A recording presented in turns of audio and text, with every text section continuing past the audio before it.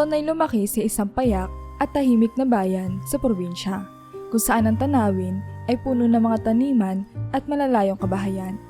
Ang kanilang tahanan, isang maliit na kubo na gawa sa kahoy at pawid, ay nasa gitna ng malawak na bukirin. Dito siya pinalaki ng kanyang mga magulang na sina Mang Tomas at Aling Rosa, na pareho magsasaka. Bata pa lamang si Anton, napapansin na niya ang hirap ng buhay nila.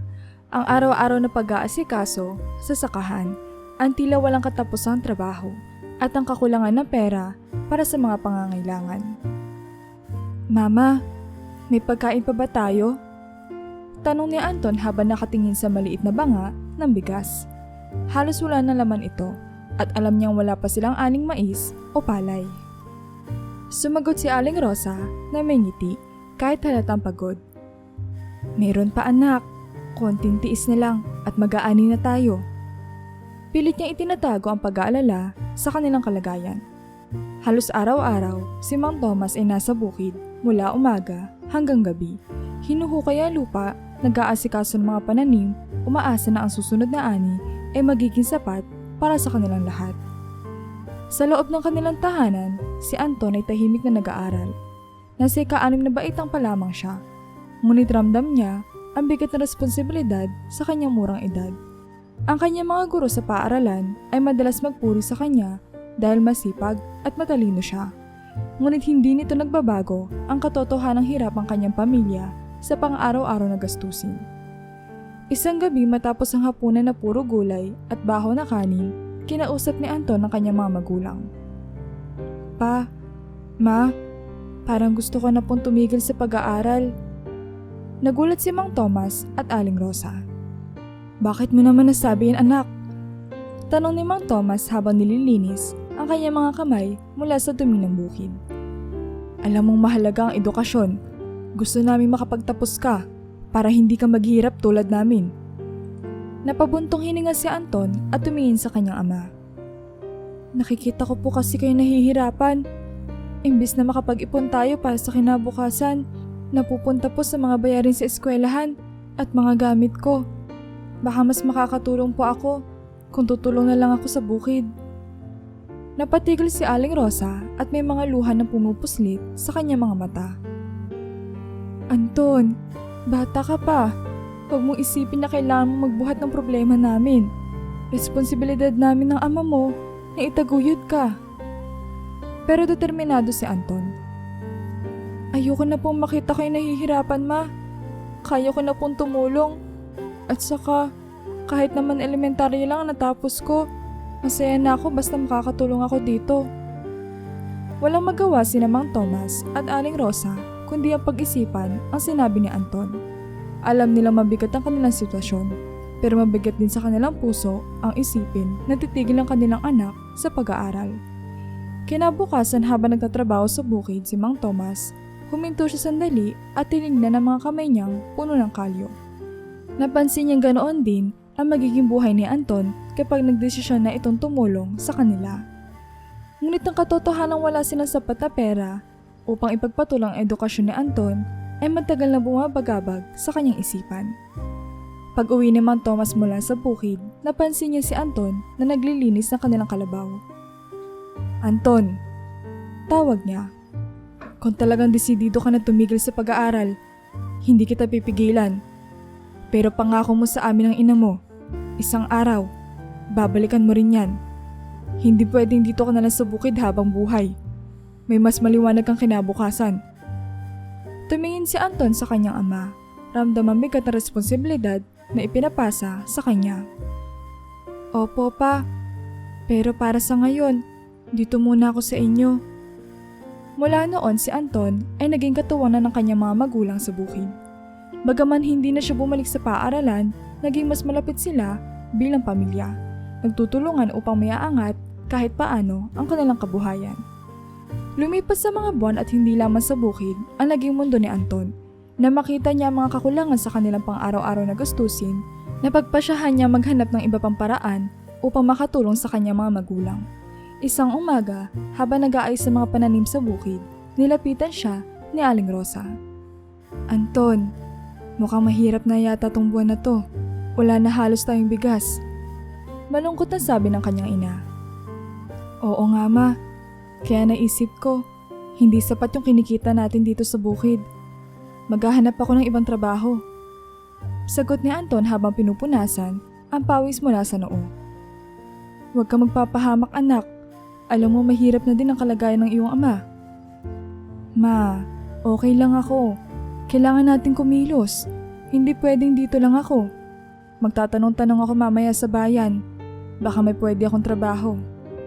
Hapon na magdesisyon si Anton na bumaba ng bayan. Sa palengke, nakita niya ang ilang tindero na nangangailangan ng tulong. Agad siyang lumapit kay Mang Rudy ang nagtitinda ng gulay at nagtanong. Magandang hapon po Mang Rudy. Baka po kailangan niyo ng tulong dito sa pwesto niyo. Alok ni Anton habang tinitingnan ang mga nakasalansan na gulay. Anton. Anak ni Mang Thomas, di ba? Marami kayong trabaho sa bukid. Bakit gusto mo pa magtrabaho dito?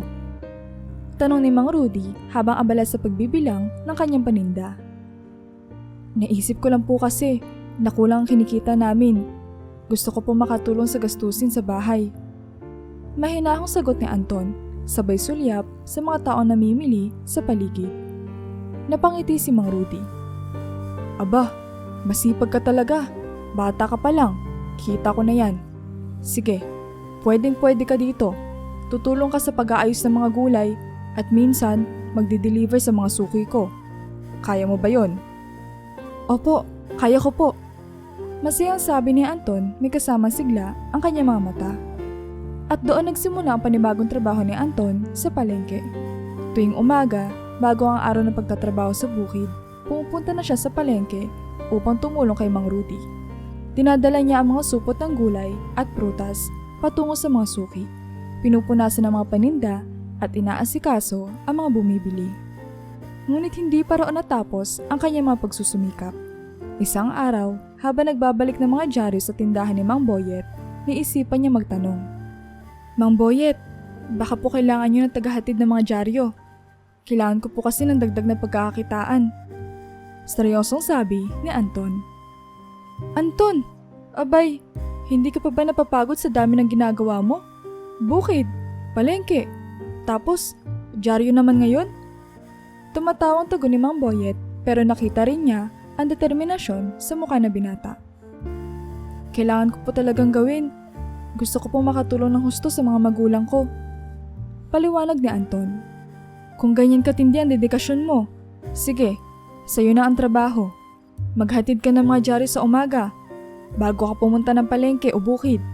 Pero tandaan mo, mahirap ang trabaho na to Hindi pwedeng tamad-tamaran. Naku Mang Boyet, hindi po ako tamad. Salamat po. Masaya ang tugon ni Anton. Tuwing umaga, bago pa sumikat ang araw, dala ni Anton ang malaking bandel ng mga dyaryo. Binabagtas niya ang mga kalye ng bayan. Inihahagis ang mga dyaryo sa bawat pintuan ng bahay habang lumalakad o minsan tumatakbo. Mabilis siyang gumalaw, sanay sa mga gawain na kinakailangan ng tiyaga at bilis. Pagkatapos ito, diretso na siya sa palengke para kay Mang Rudy at sa hapon, bumabalik siya sa bukid upang tulungan ang kanyang ama. Habang naglalakad si Anton pauwi isang gabi, napansin niya ang mga kabataan na naglilinis ng mga kalye malapit sa munisipyo. Anong programa kaya to? Tanong niya sa sarili bago siya nilapitan ng isang lalaki na mukhang opisyal. Ikaw ba yung anak ni Mang Thomas? Tanong ng lalaki. Opo, ako po si Anton. Sagot niya, medyo nagtataka. Baka gusto mo sumali sa programa ng gobyerno na ito.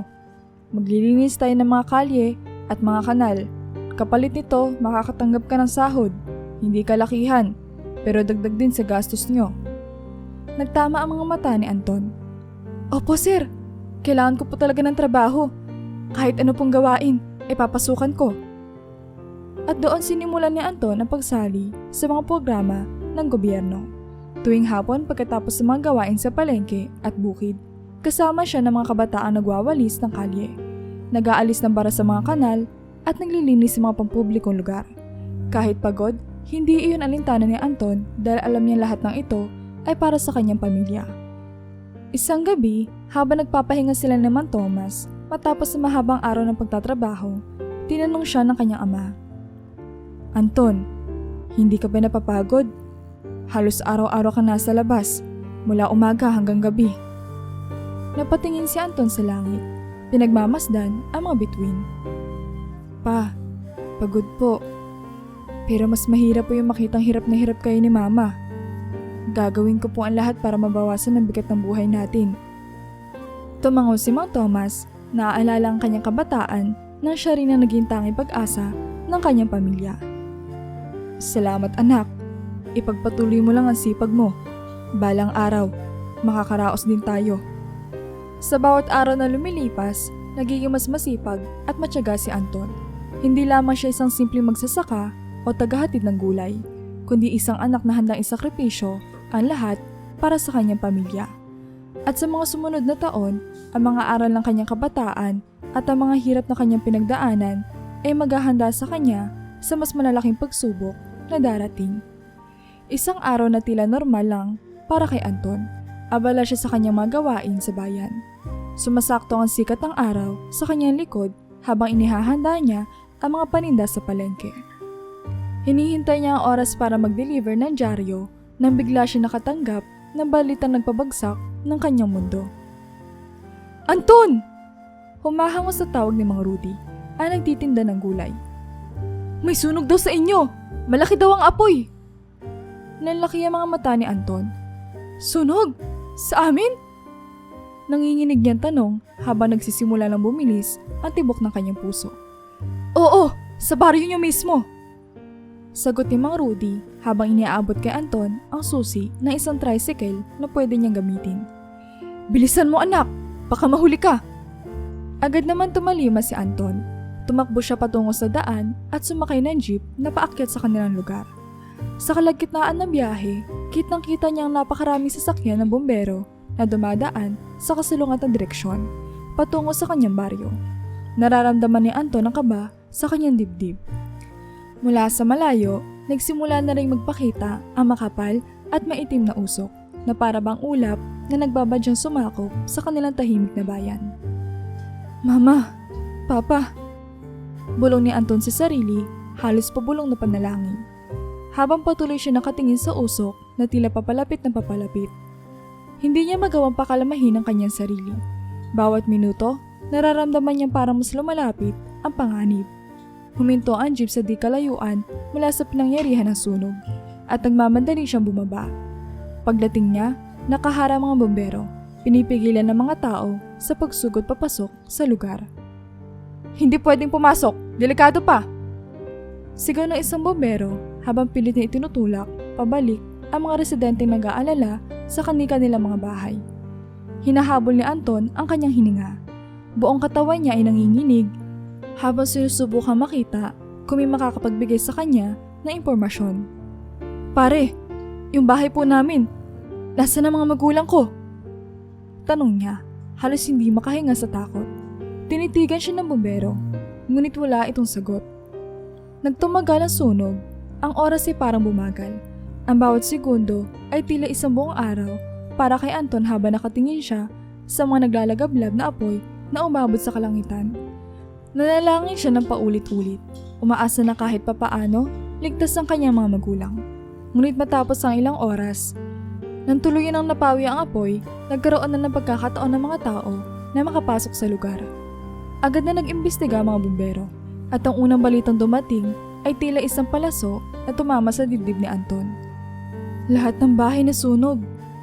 Bulong ng isang residente sa kanyang likuran. Halos walang marinig si Anton sa ingay ng mga tao, kundi ang tibok ng kanyang puso. Nang tuluyan siya makalapit sa kanilang tahanan, bumungad sa kanya ang wasak at itim na istruktura. Ang dating payak, ngunit masayang tahanan nila, ngayon ay tanging abo at mga naiwang piraso na lamang ng kahoy. Doon din nakita ni Anton ang dalawang sunog na bangkay, magkayakap. Mama! Papa! Sigaw niya habang mabilis na lumapit, ngunit pinigilan siya ng isa sa mga tauhan ng bumbero. Anak, hindi mo na sila matutulungan.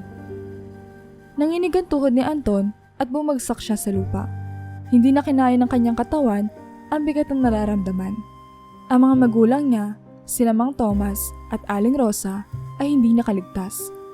Ayon sa mga investigador, natuklasan na hindi nila nagawang makalabas ng kanilang bahay at nadala na ng apoy habang magkasama, magkayakap sa huling sandali ng kanilang buhay. Lumapit ang isang babae, kapitbahay nila matagal nang kakilala ng kanilang pamilya, at bumulong kay Anton. Anak, ayon sa mga nakakita, ang sunog ay nagsimula sa bahay ng pamilya ni Ana. Yung batang naglaro ng kandila. Nakaligtas sila, pero karamihan ng kapitbahay nila hindi na nagawa pang tumakas, pati mga magulang mo. Hindi halos makapagsalita si Anton. Tahimik na bumagsak ang kanyang mga luha sa lupa. Naisip niya napakabilis ng lahat. Parang kahapon lamang, kausap niya ang kanyang ina tungkol sa kakulangan ng bigas. At ngayong araw na ito, wala na sila. Nawalan siya ng pamilya, ng tahanan, at tila pati ng direksyon sa buhay. Marami ang namatay sa sunog na iyon. Hindi lamang ang mga magulang ni Anton, kundi pati na rin ang ilang mga kapitbahay na hindi nakaligtas sa mabilis na paglaganap ng apoy. Malungkot at mabigat ang araw na iyon para sa kanilang bayan. Isang alaala ng trahedya na hindi madaling malilimutan. Habang yakap-yakap ni Anton ang kanyang sarili, tahimik siya nakiusap sa mga kalangitan. Bakit sila? Bakit ganito? Ngunit wala siya natanggap na sagot. Matapos ang trahedyang sumalanta sa buhay ni Anton, dinala siya ng DSWD sa Maynila. Isang lungsod na tila kakaiba at malayo sa tahimik na probinsyang kanyang kinagisnan. Sa bagong kapaligiran, pakiramdam ni Anton ay isa siyang estranghero. Isang batang walang kasigurahan kung saan patungo ang kanyang kinabukasan. Bilang menor de edad, pansamantala siyang inilagak sa isang bahay ampunan ng gobyerno. Ngunit sa kabila ng pagsisikap ng DSWD na makahanap ng pamilya para ampunin siya, wala nagpakita ng interes. Hindi ito lingid sa kanyang kaalaman, dahil kadalasan, mas bata ang pinipiling ampunin ng mga tao. At hindi na siya sakop ng pamantayan ng karamihan sa mga naghahanap na ampun. Habang nasa bahay ampunan, madalas niyang pagmasdan ng mga batang masaya nakikipaglaro sa isa't isa. Minsan, may mga umaampun. At tuwing may mga pumupunta para mag-adapt, umaasa si Anton na bakasyon na ang susunod. Ngunit pagdaan ng mga buwan, natutunan niyang tanggapin ang katotohanan. Isang gabi, habang nakaupo siya sa isang maliit na upuan sa labas ng bahay ampunan, nagsalita siya sa sarili. Siguro, ganito na talaga ang buhay ko. Kailangan ko na lang magtiwala sa sarili ko. Hindi ako pwedeng umasa sa iba. Ako lang may kakayahang baguhin ang buhay ko. Bulong ni Anton, tila nagpapalakas ng loob sa sarili. Nang tumuntong si Anton sa tamang edad, naging independent na siya. Iniwan niya ang bahay ampunan at nagsimulang harapin ang realidad ng mundo ng mag-isa. Walang sumuporta sa kanya, ngunit hindi niya ito ininda. Nagsimula siya maghanap ng trabaho upang makaraos sa araw-araw na pamumuhay. Sa una, hindi naging madali. Wala siyang sapat na karanasan at walang diploma. Ngunit hindi sumuko si Anton. Isang gabi, nakahanap siya ng trabaho bilang waiter sa isang nightclub sa lungsod. Matindi ang pagod mula sa trabaho, puyatan, mabibigat na tray at walang katapos sa pag-aasikaso sa mga customer. Ngunit kahit hirap, nakita ni Anton ang kanyang trabaho bilang isang pagkakataon. Masipag siya ng trabaho, maingat sa bawat galaw upang matiyak na walang mali ang kanyang ginagawa. Anton, mabilis ka kumilos ah! Puna ni Kuya Ramon, isa sa mga veteranong waiter ng club, habang pareho sila nagpapahinga sa gilid bago bumalik sa kanilang shift. Hindi naman po Kuya Ramon, sagot ni Anton na may ngiti sa labi. Kailangan lang talaga. Wala kasi akong ibang inaasahan kundi itong trabaho. Dapat laging tama, di ba? Napangiti si Ramon. Tama yan, bata. Kaya alam ko malayo mararating mo. Sipag at tiyaga lang. Huwag mo hayaan na yung mga problema sa buhay mo ang maging dahilan para tumigil ka. Pilit na iniisip na Anton ang mga payo ng mga katulad ni Kuya Ramon. Pagkatapos ng shift niya sa gabi, halos walang pahinga. Diretso na siya sa kanyang pang-umagang trabaho bilang janitor sa isang kumpanya.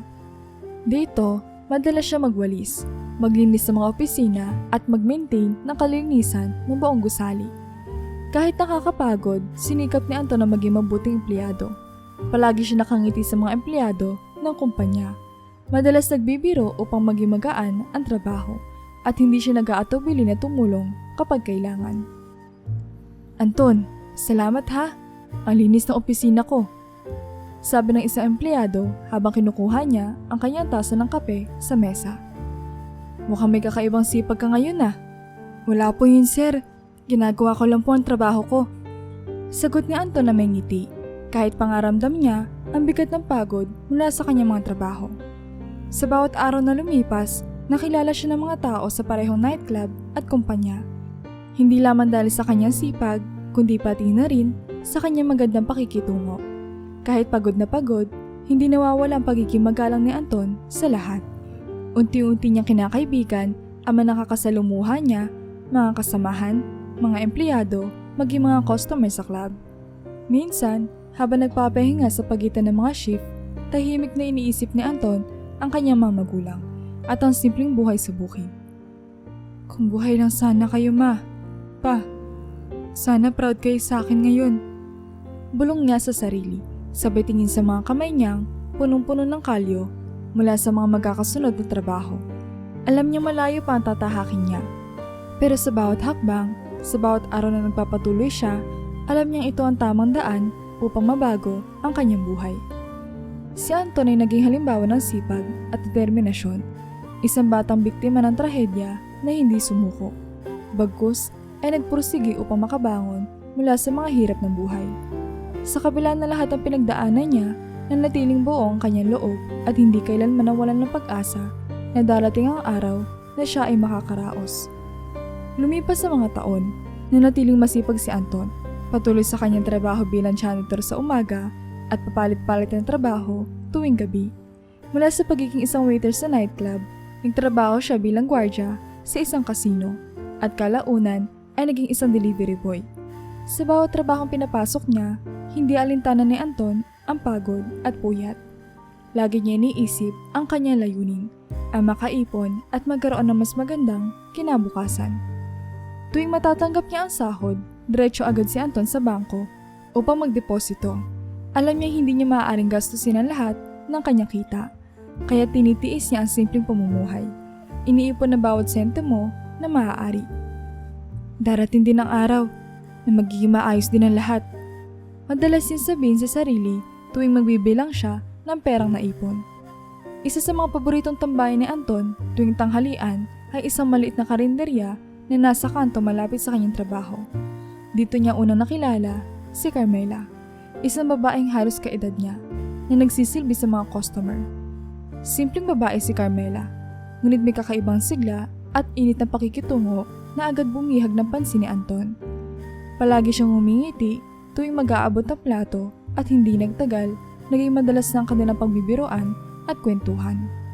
Isang araw, habang kinakain ni Anton ang kanyang paboritong adobo, lumapit si Carmela at nagtanong, Anton, bakit ba araw-araw ka dito? Halos lahat ng customer namin, minsan lang bumalik. Pero ikaw, parang parte ka na ng karinderya. Natatawang sumagot si Anton. Kasi Carmela, ang sarap ng luto nyo. Tsaka, saan pa ba ako kakain na may kasamang libreng ngiti? Namula ng bahagya si Carmela, ngunit mabilis na gumanti ng biro. Naku, baka mamaya hindi ka na bumalik kapag tumigil akong umiti. Tawa ng tawa si Anton, ngunit sa kabila ng kanilang masayang biruan, unti-unti nang nahuhulog ang kanyang loob kay Carmela. Araw-araw silang nagkakausap, at hindi nagtagal, naging malalim ang kanilang pagkakaibigan. Minsan, habang nag-uusap sila sa isang tahimik na sulok ng karinderya, nabanggit ni Anton ang kanyang mga magulang. Iniisip ko pa rin sila minsan. Parang kahapon lang, kasama ko pa sila. Tapos, isang sunog, nawala na ang lahat. Sumaryoso ang mukha ni Carmela. Nakakarelate ako sa iyo, Anton. Wala na rin ako magulang. Bata pa lang ako. Iniwan na kami ng tatay ko.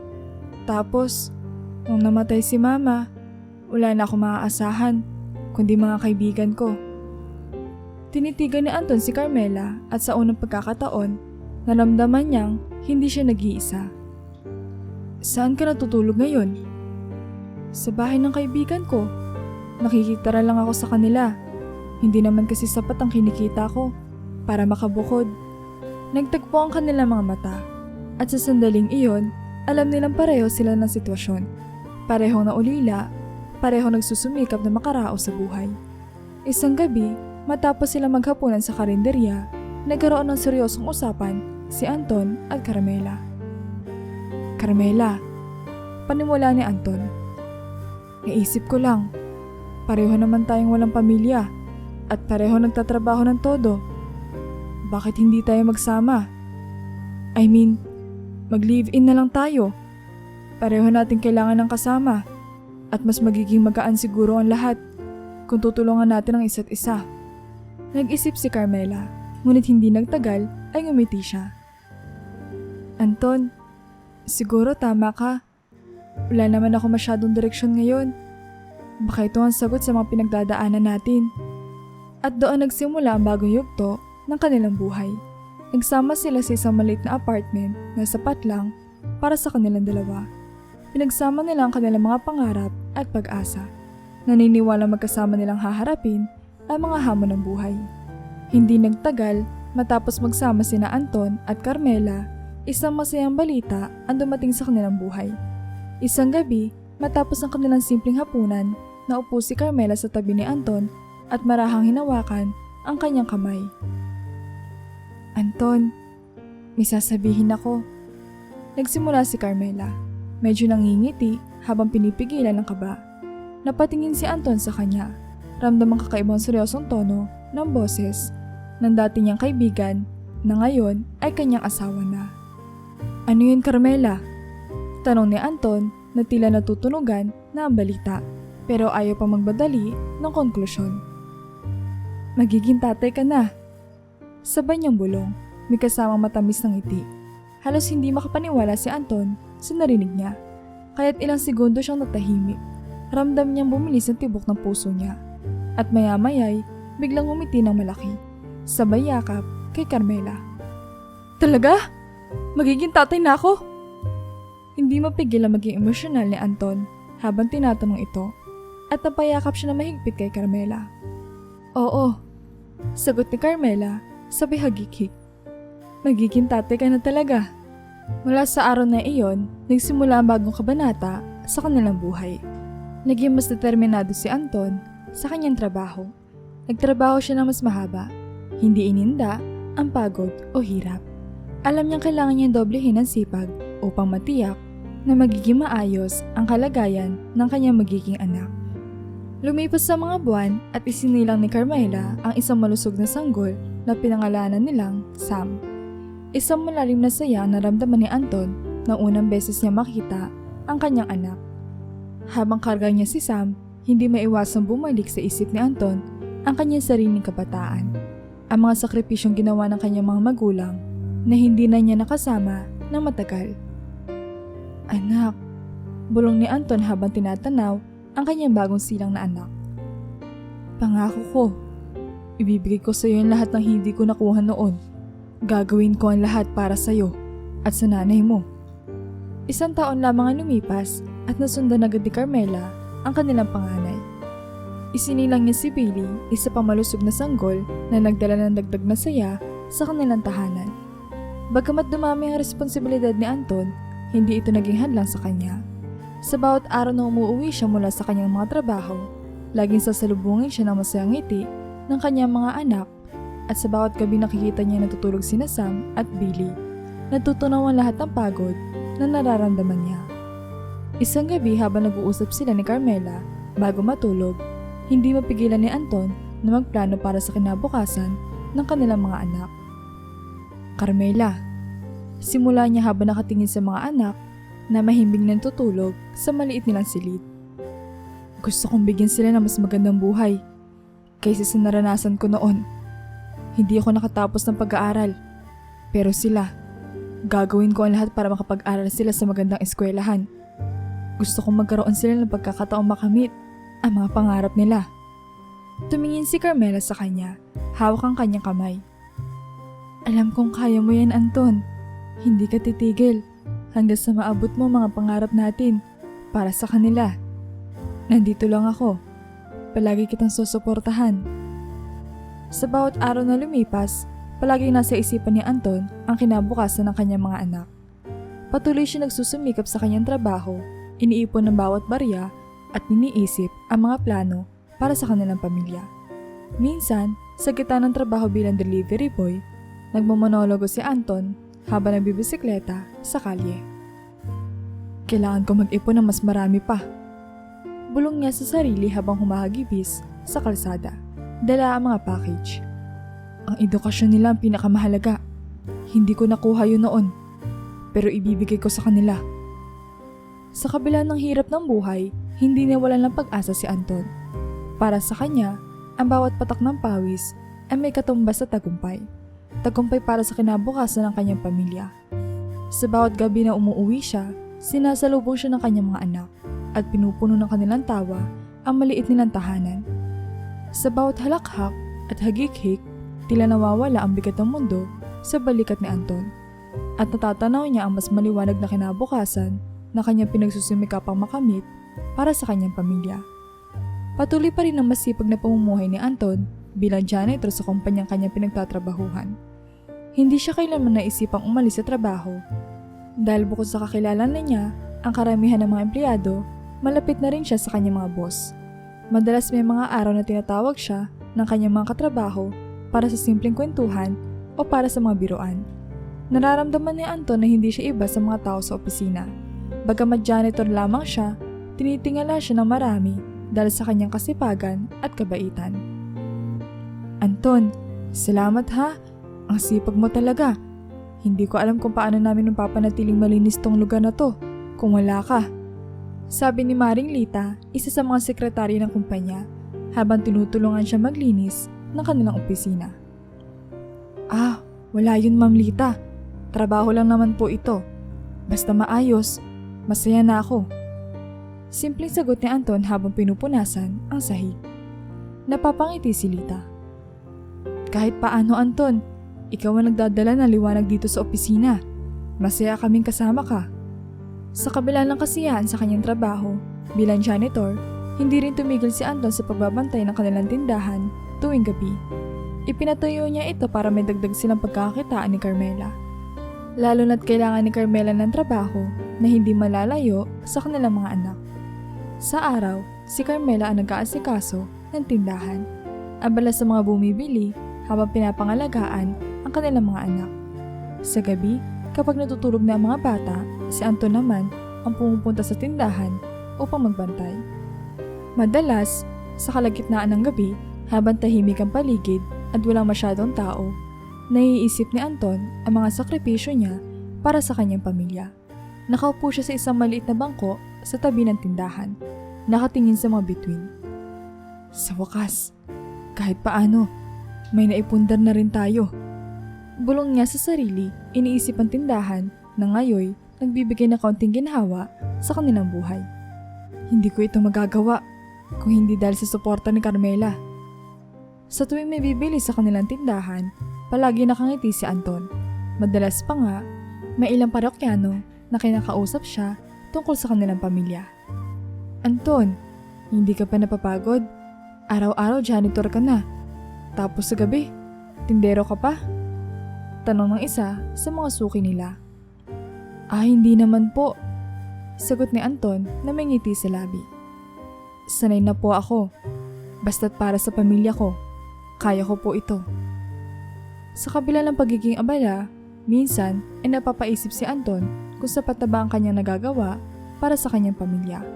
Habang nakaupo at nakasandal sa pader ng tindahan isang gabi, napapikit siya at iniisip ang kinabukasan ng kanilang mga anak.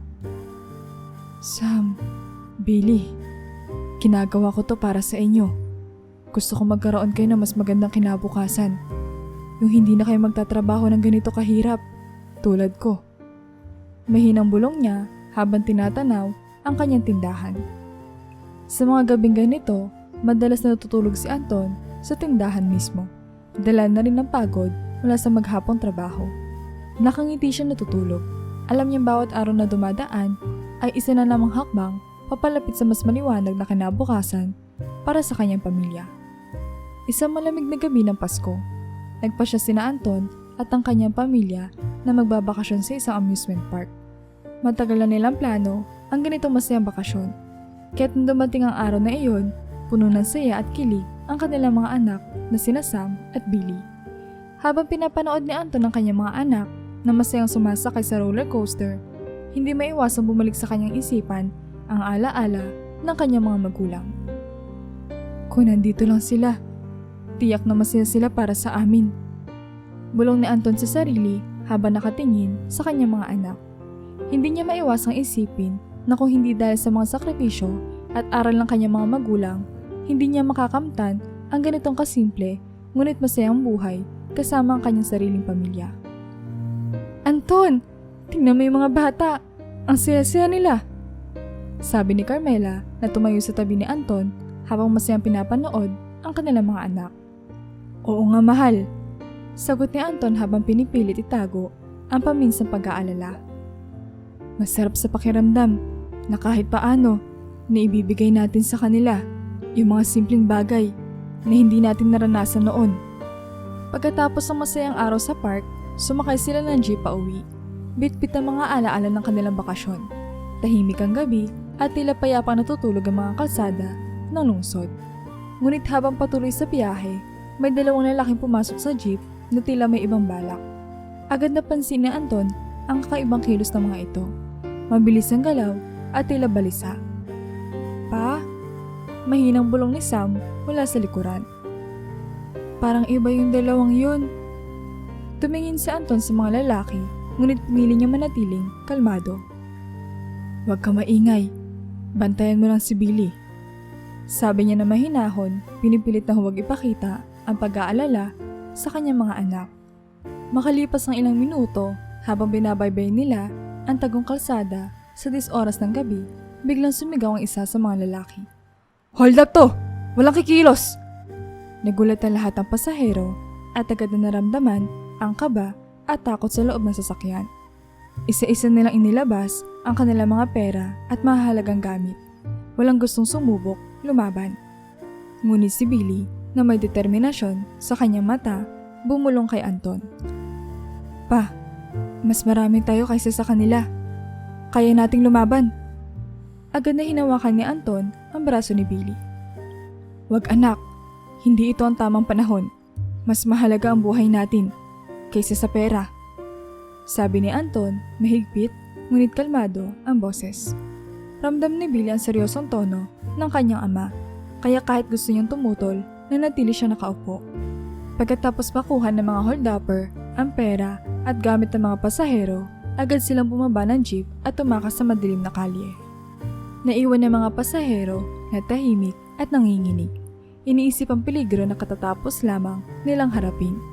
Si Anton, kahit may kaunting takot, ay agad na binalingan ng kanyang pamilya. Tinitiyak na ligtas ang lahat. Paano napayagan mo yun pa? Tanong ni Billy pagkalabas nila ng jeep. Halata sa kanyang boses ang galit at pagkadismaya. Kaya naman natin yung mga hold-upper. Bakit hindi tayo lumaban? Huminga ng malalim si Anton bago sumagot. Billy, hindi lahat ng laban kailangang ipanalo gamit ang lakas. May mga pagkakataon na kailangan nating timbangin ang halaga ng ating buhay kaysa sa pera. Oo, marami tayo. Pero isang maling galaw lang, pwedeng may masaktan. Pwedeng ikaw. Pwedeng tayo.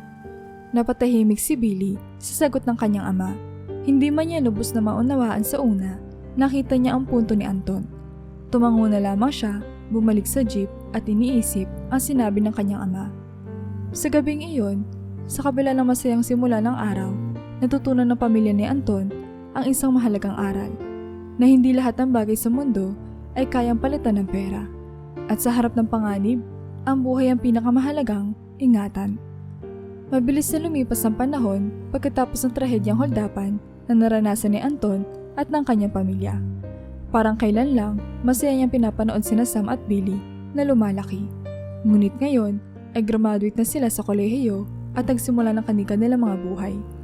Ang dating mga pangarap ni Anton para sa kanyang mga anak ay natupad na. Nakapagtapos sila ng pag-aaral At ngayon, may magagandang trabaho na nagbibigay ng mas maliwanag na kinabukasan para sa kanilang pamilya. Minsan, habang nakaupo si Anton sa kanilang bahay, tinitingnan niya ang mga lumang larawan ni Sam at Billy noong sila'y mga bata pa. Napapangiti siya habang naaalala ang mga araw na hinahatid niya sila sa eskwela at kung paano niya pinangarap na mapag-aral sila kahit hindi niya ito naranasan. Nagawa ko rin. Bulong ni Anton sa sarili habang hawak ang isang larawan ng kanyang pamilya. Bawat isa sa kanila ay may sariling pamilya na ngayon. At kahit may sariling mga buhay na ang mga anak niya, madalas pa rin silang bumisita sa kanilang mga magulang.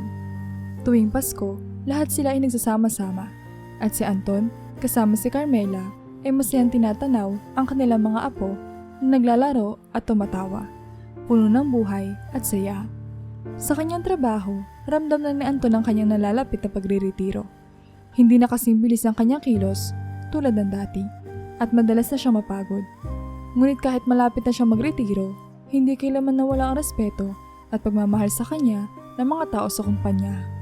Ang mga dati niyang kasamahan na katulad din niya, mga empleyado sa mababang posisyon, ngayon ay nasa matataas ng pwesto. Sila na ngayon ang mga supervisor, manager, at iba pang mga pinuno ng kumpanya. Isang araw, habang naglilinis si Anton sa opisina, lumapit sa kanya si Miguel, isa sa mga empleyadong dati niyang kasamahan. Anton, malapit ka na pala magretiro. Hindi ko makakalimutan kung paano mo kami tinulungan noon. Sabi ni Miguel habang nakangiti at tinatapik ang balikat ni Anton. Napangiti rin si Anton. Oo, malapit na nga. Pero masaya ako, Miguel. Nakita ko kayong lahat na umasenso. Dati, sabay-sabay tayo nagpapahinga sa pantry. Ngayon, ikaw na ang boss. Tawa ng tawa si Miguel. Ikaw ang inspirasyon namin, Anton. Kung hindi dahil sa sipag mo at sa ipinakita mong dedikasyon, hindi namin mararating ito. Bagamat malapit na magwakas ang kanyang panahon sa kumpanya, hindi may kakaila ni Anton ang damdamin ng kasiyahan. Ipinagmamalaki niya ang mga kasamahan na ngayon tagumpay at alam niyang nag-iwan siya ng magandang alaala sa kanilang lahat. Isang hapon habang nagkakape si Anton sa labas ng kanilang bahay, nakatanggap siya ng tawag mula sa isa niyang matagal ng kumpare sa kumpanya. Kilala niya ito bilang isa sa mga pinakamatagal na empleyado roon. Halos kasabay niya magsimula. Pare, kailangan nating mag-usap. Sabi ng kumpare sa kabilang linya, halatang may mabigat na sasabihin. Nagkita sila sa isang maliit na karinderya at doon sinabi ng kanyang kumpare ang masamang balita. Sinisante na ako ng kumpanya, ilang buwan, bago ang retirement ko. Simula nito habang tumutungga ng kape. Gumawa sila ng rason, pero alam ko kung ano ang tunay na dahilan. Ayaw nila akong bayaran ng retirement pay. Nabigla si Anton, pero pilit niyang hindi ipinapakita. Bakit naman nila gagawin yan? Matagal ka na nagtatrabaho doon. Loyal ka sa kumpanya. Pare, ganun talaga. Ayaw nilang gumastos. Binalaan kita kasi baka ikaw na ang susunod. Ikaw na ang natitira sa batch natin at malapit ka na rin magretiro. Napalunok si Anton pero tinangka niyang ikalma ang sarili. Hindi naman siguro nila ako gaganunin. Matagal na rin ako sa kanila. Alam ko naging mabuti ako sa trabaho. Anton, sana nga tama ka. Malungkot at tugon ng kumpare niya. Lumipas sa mga buwan at tila wala namang kakaibang nangyari. Patuloy pa rin si Anton sa kanyang trabaho. Masipag pa rin gaya ng dati. Ngunit isang araw, pinatawag siya ng manager sa opisina. Hindi niya masyadong kilala ang bagong manager dahil kakalipat lamang nito noong nakaraang taon. Habang pumapasok siya sa opisina, ramdam ni Anton ang kaba sa kanyang dibdib. Anton, malamig na bungad ng manager. May mga natanggap kami reklamo mula sa ilang empleyado tungkol sa iyong trabaho. Kaya napagdesisyon na ng management na tapusin ang iyong kontrata. Nabigla si Anton. Reklamo? Sino ang nagreklamo sa akin? Pwede ko ba malaman kung anong mga sinabi nila? Hindi ko na kailangan sabihin kung sino sila. Nakapagdesisyon na ang management. Walang emosyon na sagot ng manager. Alam ni Anton sa kanyang puso na ito ay hindi totoo.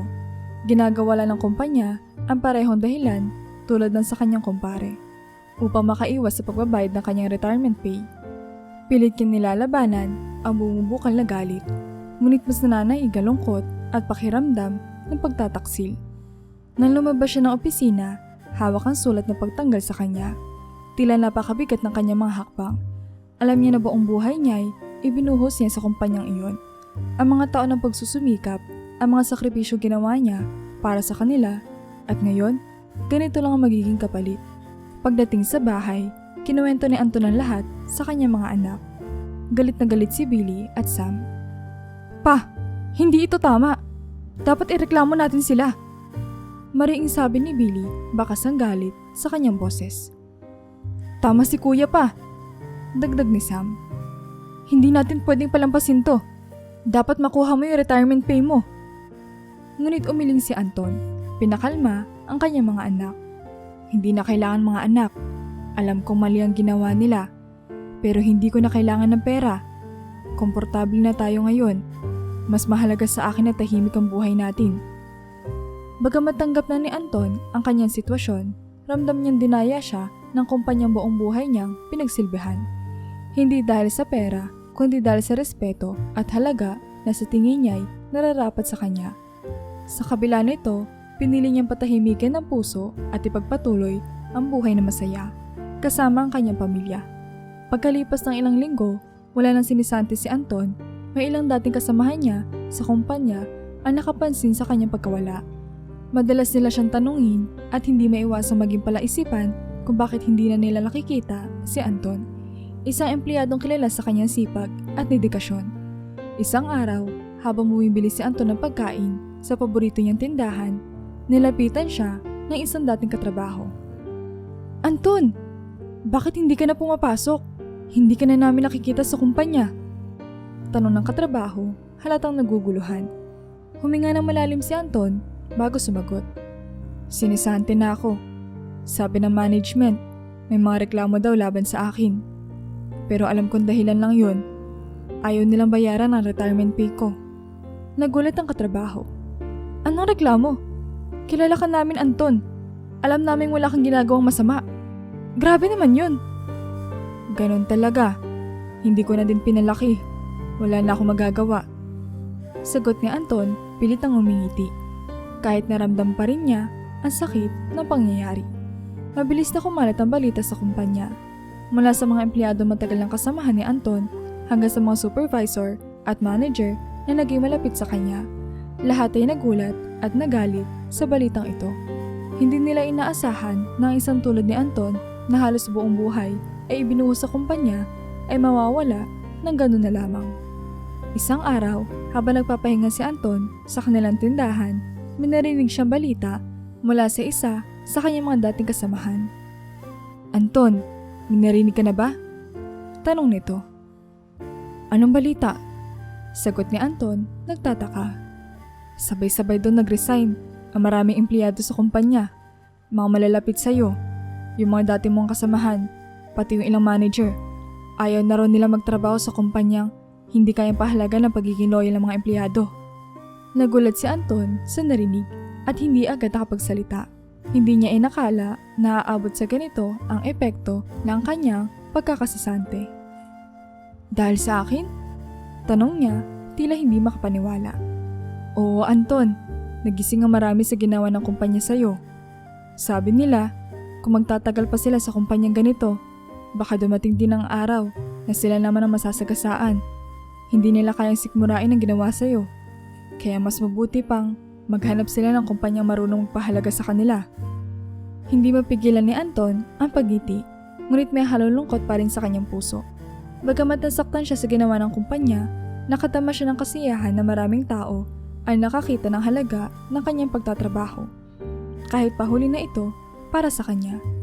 Sa gabing iyon, habang tahimik na nagmumuni-muni si Anton, napagtanto niya na sa kabila ng lahat, hindi na sayang ang kanyang mga sakripisyo.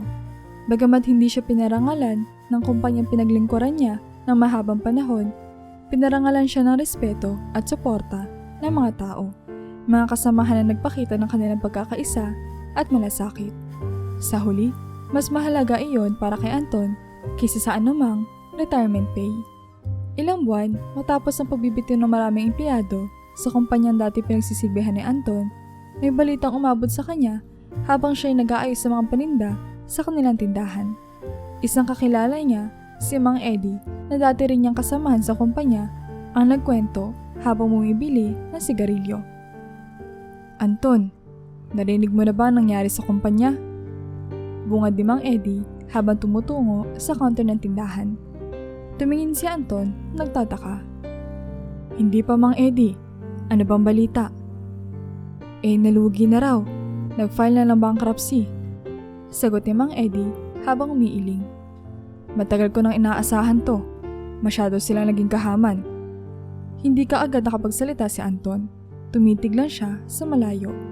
Pilit iniintindi ang balitang narinig. "Paano nalugi? Ang laki ng kumpanya noon. Parang imposible." Nagpatuloy si Mang Eddie. "Marami kasi nagreklamo. Hindi lang tayo, Anton. Lahat ng mga matatanda sa kumpanya na malapit na rin magretiro. Sinisanti din sila nang walang malinaw na dahilan. Pero alam na ng lahat ang dahilan. Ayaw nila magbayad ng retirement pay. Syempre, marami na ang nakahalata. Kaya inireklamo ng mga dating empleyado." Napabuntong hininga si Anton. Alam niya mali ang ginawa ng kumpanya sa kanya. Ngunit hindi niya inakala na marami pa pala ang dumaan sa parehong sitwasyon. Naramdaman niya ang bigat ang sitwasyong iyon. Hindi lamang para sa kanya, kundi para sa lahat ng mga taong ipinagkait din ang nararapat para sa kanila. "Sabi ko na nga ba, ganun din ang mangyayari sa iba." Bulong ni Anton sa sarili. Tila kausap ang sarili habang nag-iisip ng malalim. "Hindi ko na itinuloy ang reklamo noon dahil hindi ko naman kailangan ng pera. Pero maraming iba ang hindi pinalad na katulad ko. Nasa kanila pa rin ang pangangailangan.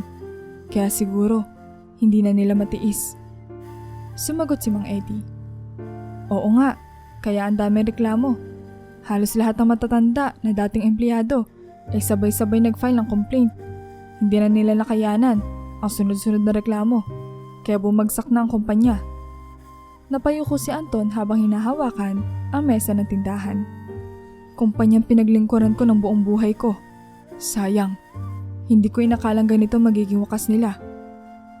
Habang umiinom ng tubig si Anton, napapaisip siya.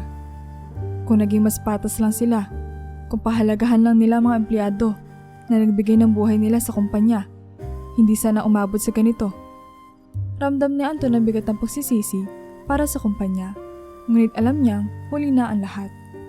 Minsan, sa katahimikan ng gabi, nag-iisip si Anton habang nasa tindahan.